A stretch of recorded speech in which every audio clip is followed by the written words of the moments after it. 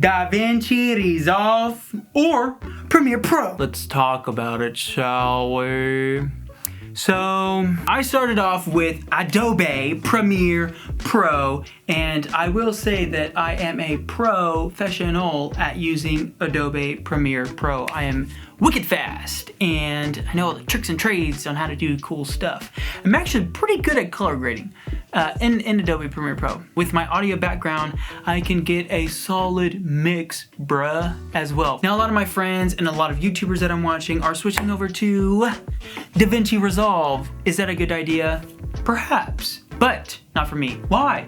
We're gonna talk about it. Here are the two top reasons that I am staying, with Adobe Premiere Pro, And I do have Davinci Resolve because I have two Blackmagics, and it comes with a little thingy, activation code, and you can download it. I have it downloaded, but let's talk about why I'm gonna stay with Premiere Pro. Number one is because wicked fast at it.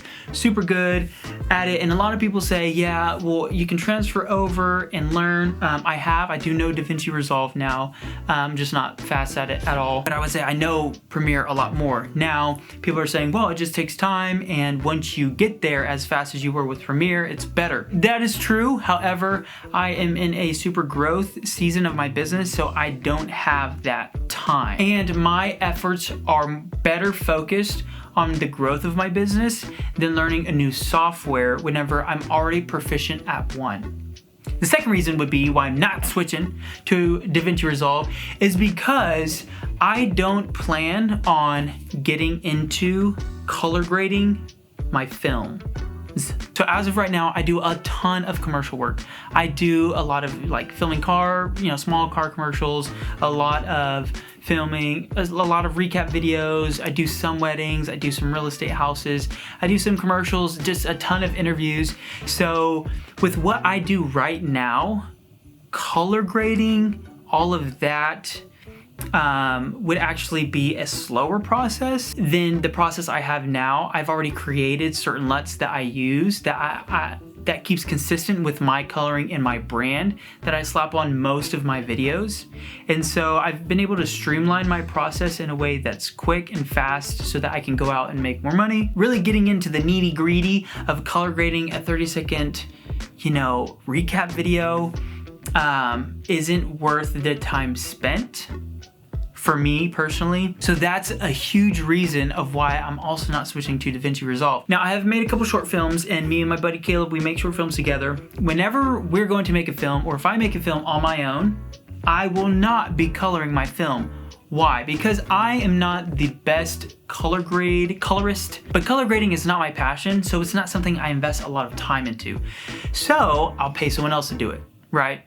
I'll pay someone else that it is their passion, they've invested a lot of their time into it, so I'll let them color grade. Whatever system they want to use, they can use that.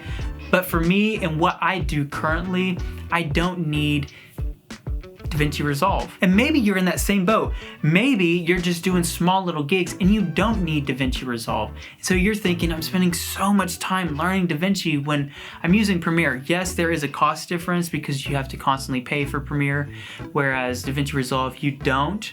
However, the time spent of switching over, if you're in a business like me, if you're full-time like me, where my time is limited because I have so many other things I need to get done, the cost benefit between the two, I would rather spend the money so that I can buy back my time than learn it on something else.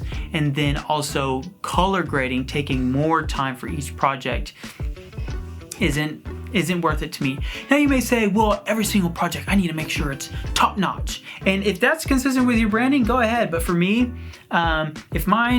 if you show a client the video with my LUTs that I've created in a Davinci Resolve video that I've spent hours color grading, or maybe just 30 minutes color grading, which is way longer than what I do if I just slap my LUTs on it, color adjust, you're set to go. If you look at those side by side, you tell your client to look at it, I mean, 8 times out of 10, they will probably say, I can't tell the difference. And especially if it's gonna be played on like social media or just YouTube, and it's not gonna be like on a commercial or a jumbo screen or something like that, then that's a huge reason of why I'm not switching over to Davinci Resolve. Now, there are a couple things I really do like in Davinci Resolve that we do not have in Adobe Premiere.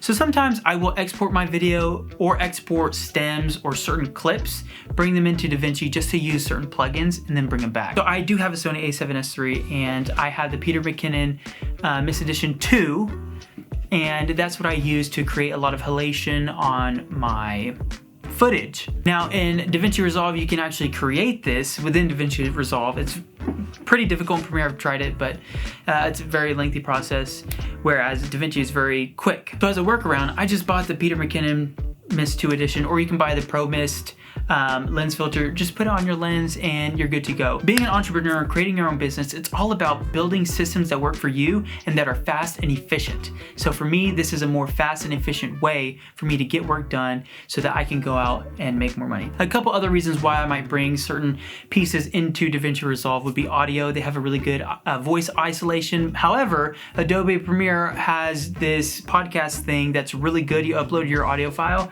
and I'm actually doing that with this video here. So this is what it sounds like filming on my shotgun mic on my camera. I'm about 3 feet away from the camera right now.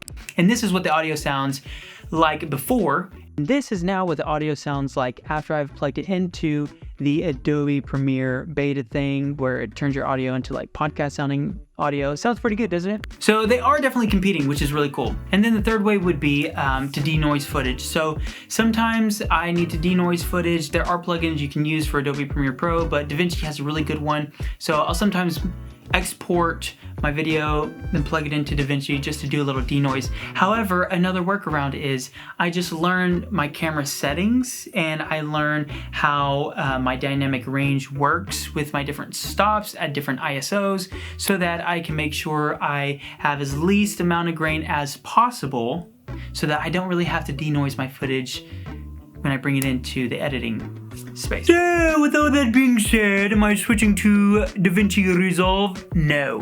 I'm gonna stay with Adobe Premiere Pro because it works for me and I'm not trying to become the best colorist in the world.